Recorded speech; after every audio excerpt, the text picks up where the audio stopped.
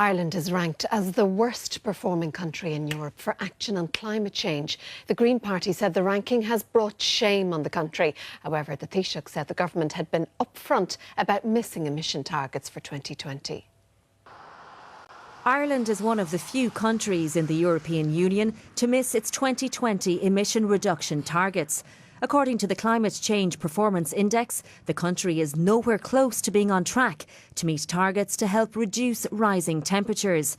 Ireland is ranked in the very low performance category on climate change by the index, the worst performing country in Europe, 49th out of the 60 countries assessed. Climate Action Network, one of the authors of the report, said at the conference in Bonn, which I attended earlier this week, that when it comes to the European talks around climate, Ireland is nowhere to be seen except in playing a negative role to try and hinder ambition and hinder positive actions. That's what's happening today under your government in the European process. The projected shortfall to our targets in 2020 reflects both constrained investment capacity over the past decade due to the economic crisis and the extremely challenging nature of the target itself. It's now accepted that Ireland's 2020 target was not consistent with what would have been achievable on an EU-wide cost-effective basis.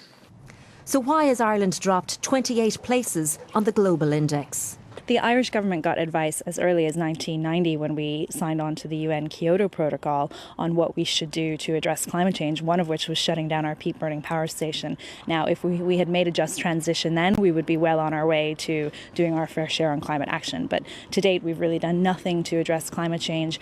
Today, the government announced that it's to provide $2.5 million in funding for countries that experience the harsh reality of global warming.